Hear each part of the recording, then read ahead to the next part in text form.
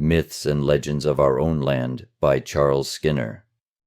Why Spuyten Duyvil is so named. The tidewater creek that forms the upper boundary of Manhattan Island is known to dwellers in tenements roundabout as Spuyten Duyvil. The proper name of it is Spuyten Duyvil, and this in turn is the compression of a celebrated boast by Anthony Van Corlear. This redoubtable gentleman, famous for fat long wind and long whiskers, was trumpeter for the garrison at New Amsterdam, which his countrymen had just bought for $24. And he sounded the brass so sturdily that in the fight between the Dutch and Indians at the Day Street Peach Orchard, his blast struck more terror into the red men's hearts than did the matchlocks of his comrades.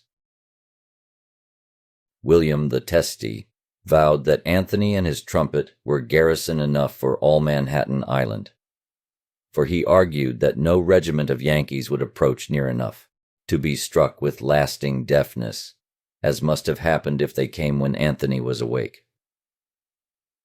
Peter Stuyvesant, Peter the Headstrong, showed his appreciation of Anthony's worth by making him his esquire, and when he got news of an English expedition on its way to seize his unoffending colony, he at once ordered Anthony to rouse the villages along the Hudson with a trumpet call to war.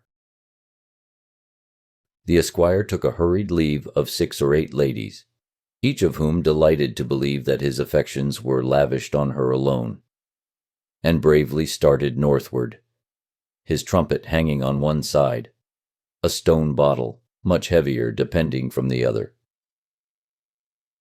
It was a stormy evening when he arrived at the upper end of the island, and there was no ferryman in sight.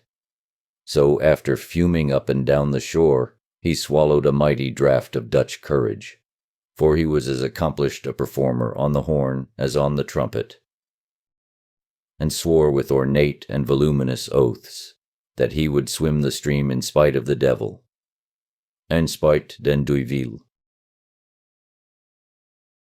He plunged in and had gone halfway across, when the evil one, not to be spited, appeared as a huge moss bunker, vomiting boiling water and lashing a fiery tail.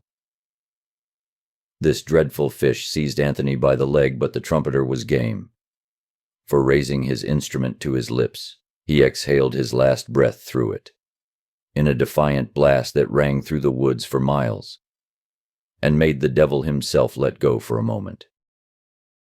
Then he was dragged below, his nose shining through the water more and more faintly, until at last all sight of him was lost. The failure of his mission resulted in the downfall of the Dutch in America, for soon after the English won a bloodless victory, and St. George's Cross flaunted from the ramparts, where Anthony had so often saluted the setting sun. But it was years, even then, before he was hushed, for in stormy weather it was claimed that the shrill of his trumpet could be heard near the creek that he had named, sounding above the deeper roar of the blast.